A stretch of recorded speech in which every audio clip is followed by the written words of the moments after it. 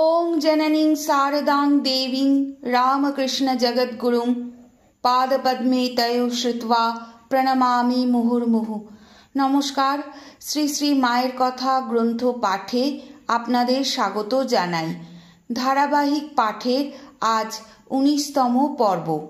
আমরা শ্রীমতী সরজুবালা দেবীর স্মৃতিকথা পাঠে ছিলাম। পৃষ্ঠা সংখ্যা ৪১। ১৩ই শ্রাবণ, বাংলার ১৩২৫ সন। আজ বৈকালে প্রেমানন্দ স্বামীজি দেহত্যাগ করলেন। রাত্রে মায়ের নিকট গেলুম। মা বললেন, এসেছ মা, বসো। আজ বাবুরাম আমার চলে গেল। সকাল হতে চক্ষের জল পড়ছে, এই বলে কাঁদতে লাগলেন। বাবুরাম আমার প্রাণের জিনিস ছিল। মঠের শক্তি, ভক্তি, যুক্তি সব আমার বাবুরাম রূপে গঙ্গার তীর আলো করে বেড়াত। বাবুরামের মা ছিল আটকুড়ো ঘরের মেয়ে। বাপের বিষয় পেয়েছিল, সেজন্য একটু অহংকার ছিল। নিজেই বলতো, হাতে বাউটি, কোমরে সোনার চন্দ্রহার পরে মনে করতুম ধরা যেন সরা। 4টি সন্তান রেখে সে গেছে। একটি কেবল তার পূর্বে মারা গিয়েছিল। খানিক পরে দেখি মাঝের ঘরের দক্ষিণের দেয়ালে ঠাকুরের যে বড় ছবি ছিল তার পায়ে মাথা রেখে করুণ স্বরে বলছেন, ঠাকুর নিলে। সে কি মর্মভেদী স্বর! আমাদেরও বড় কান্না পেতে লাগলো। এদিকে গোলাপ মার খুব অসুখ, মরণাপন্ন রক্ত আমাশয় চলেছে। 14ই শ্রাবণ, বাংলার ১৩২৫ সন। রাত 7:30। শ্রী শ্রী মা ঠাকুর ঘরে বসে আছেন।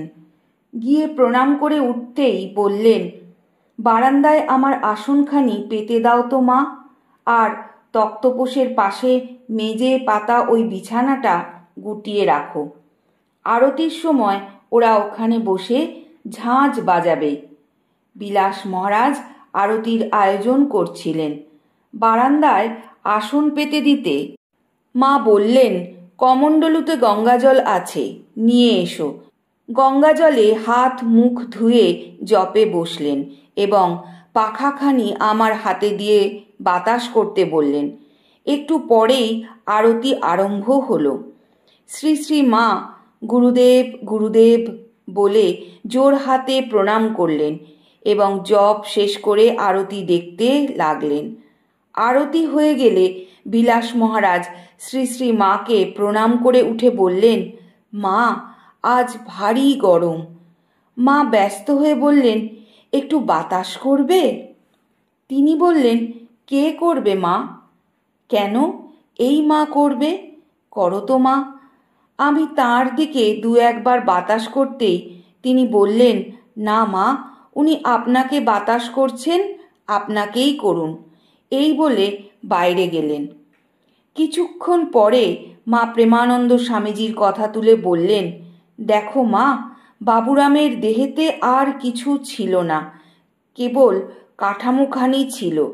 এমন সময়ে চন্দ্রবাবু উপরে এসে ওই কথায় যোগ দিলেন এবং বাবুরাম মহারাজের দেহ সৎকারের জন্য কয়েকজন ভক্ত যে চন্দন কাঠ, ঘি, ধূপ, গুগ্গুল, ফুল ইত্যাদি 400-500 টাকার জিনিস দিয়েছেন তাই বলতে লাগলেন। মা বললেন, আহা, ওরাই টাকা সার্থক করে নিলে। ঠাকুরের ভক্তের জন্য দেওয়া, ভগবান ওদের দিয়েছেন, আরও দেবেন। চন্দ্রবাবু প্রণাম করে উঠে গেলেন। মা বলতে লাগলেন, শোনো মা, যত বড় মহাপুরুষই হোক, দেহ ধারণ করে এলে দেহের ভোগটি সবই নিতে হয়। তবে তফাৎ এই, সাধারণ লোক যায় কাঁদতে কাঁদতে, আর ওরা যান হেসে হেসে। মৃত্যুটা যেন খেলা। আহা, বাবুরাম আমার বালককালে এসেছে। ঠাকুর কত রঙ্গের কথা বলতেন, আর নরেন, বাবুরাম এরা আমার হেসে কুটিপাটি হতো। একদিন কাশীপুরে 250 দুধ শুদ্ধ একটা বাটি নিয়ে সিঁড়ি উঠতে গিয়ে আমি মাথা ঘুরে পড়ে গেলুম। দুধ তো গেলই, আমার পায়ের গোড়ালির হাড় সরে গেল। নরেন, বাবুরাম এসে ধরলে। পরে পা খুব ফুলে উঠল। ঠাকুর তাই শুনে বাবুরামকে বলছেন, তাই তো বাবুরাম, এখন কি হবে? খাওয়ার উপায় কি হবে? কে আমায় খাওয়াবে? তখন মণ্ড খেতেন। আমি মণ্ড তৈরি করে উপরের ঘরে গিয়ে তাকে খাইয়ে আসতুম। আমি তখন নথ পরতুম, তাই বাবুরামকে নাক দেখিয়ে হাতটি ঘুরিয়ে ঠাড়ে ঠোরে বলছেন, ও বাবুরাম, ওই যে ওকে তুই ঝুড়ি করে মাথায় তুলে এখানে নিয়ে আসতে পারিস? ঠাকুরের কথা শুনে নরেন, বাবুরাম তো হেসে খুন। এমনই রঙ্গ তিনি এদের নিয়ে করতেন। তারপর 3 দিন পরে ফোলাটা একটু কমলে ওরা আমাকে ধরে ধরে নিয়ে যেত, আমি খাইয়ে আসতুম। ও কয়দিন গোলাপ মা মণ্ড তৈরি করে দিয়েছিল, নরেন খাইয়ে দিত। বাবুরাম তার মাকে বলতো, তুমি আমাকে কি ভালোবাসো? ঠাকুর আমাদের যেমন ভালোবাসেন তুমি তেমন ভালোবাসতে জানো না। সে বলতো, আমি মা, আমি ভালোবাসি না? বলিস কি রে? এমনই তার ভালোবাসা ছিল। বাবুরাম 4 বছরের সময়ই বলতো, আমি বিয়ে করব না, বিয়ে দিলে মরে যাব। ঠাকুর যখন বলেছিলেন আমি পরে সূক্ষ্ম শরীরে লক্ষ্য মুখে খাব, বাবুরাম বলেছিল, তোমার লক্ষ্য টক্ষ আমি চাই নে, আমি চাই তুমি এই মুখটিতে খাবে আর আমি এই মুখটিই দেখব। অনেকগুলো ছেলেপিলে হয় যার, ঠাকুর তাকে গ্রহণ করতেন না। একটা দেহ হতে 25টা ছেলে বেরুচ্ছে, ওরা কি মানুষ? সংযম নেই, কিছু নেই, যেন পশু। গোলাপ মার অসুখ আজ একটু কম, কি ঔষধ দিয়ে ডুস দেওয়া হয়েছে। সরলা এসে বললেন, ডাক্তার বিপিনবাবু বলেছেন 3 মাস লাগবে সারতে। মা বললেন, রক্তামাশয় কি সোজা ব্যারাম? তা লাগবে বই কি। ঠাকুরের অমনি আমের ধাত ছিল। দক্ষিণেশ্বরে এই সময় অর্থাৎ বর্ষাকালে প্রায় আমাশয় হতো। নবতের দিকে লম্বা বারান্দার ধারে একটা কাঠের বাক্স ফুটো করে নিচে সরা পেতে দেওয়া হয়েছিল, সেখানে শৌচে যেতেন। আমি সকালেরটা ফেলে আসতুম, বিকেলেরটা ওরা ফেলতো। সেই সময় একটি মেয়ে আসে, বললে কাশিতে থাকে। সে প্রদীপের শীষে আঙুল তাতিয়ে প্রত্যহ ঠিক 21 বার করে তাপ দিতে মলদারের ফুলো টনটনানি কমে গেল। আমি তখন ভাবতুম, একে আমাশয়, তাতে গরম সেক, বেড়েই বা যায়। কিন্তু বাড়ল না, সেরে গেল। সেই মেয়েটি আমাকে সে বাড়ি থেকে নবতে নিয়ে এসেছিল। বলল, মা, তাঁর এমন অসুখ, আর তুমি এখানে থাকবে? আমি বললুম, কি করব, ভাগ্নে বউটি একা থাকবে? ভাগ্নে অর্থাৎ হৃদয় সেখানে ঠাকুরের কাছে রয়েছে। মেয়েটি বললে, তা হোক, ওরা লোকটোক রেখে দেবে। এখন তোমার কি তাঁকে ছেড়ে দূরে থাকা চলে? আমি তাঁর কথা শুনে তাঁর সঙ্গে চলে এলুম। কয়েকদিন পরে তিনি একটু সারলে সে মেয়েটি চলে গেল।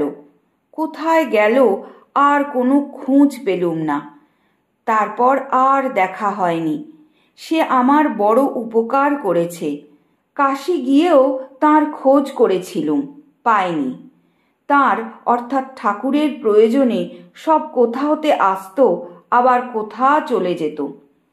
আমিও 1 বছর আমাশয়ে ভুগেছি মা। সে কি শরীর হয়ে গেল। দেশে আমাদের কলুপুকুরের ধারে শৌচে যেতুম। বারবার যেতে কষ্ট হতো বলে সেইখানটিতেই শুয়ে পড়ে থাকতুম। একদিন পুকুর জলে শরীর পানে চেয়ে দেখি শুধু হাড় সার হয়েছে, দেহেতে আর কিছু নেই। তখন ভাবলুম, আরে ছি, এই দেহ, তবে আর কেন, এইখানেই দেহটি থাক, দেহ ছাড়ি। পরে নিবি। মা কি নাম বললেন ঠিক মনে নেই। এসে বললে, ও মা, তুমি এখানে পড়ে কেন? চলো চলো, ঘরে চলো, বলে ঘরে নিয়ে এলো। এখন আর পুকুর ধারে সেসব জায়গা নেই, ভাগ করে সব ঘিরে ঘুরে নিয়েছে। রাত্রি 10:30 হয়েছে। কিছুক্ষণ পরে আমি বিদায় নিলুম। আজ পাঠের এখানেই বিশ্রাম। ওং যথাগ্নির্দাহিকা শক্তি রামকৃষ্ণে স্থিতা হিয়া সর্ববিদ্যা স্বরূপাং তং শারদাং প্রণমাম্যহম।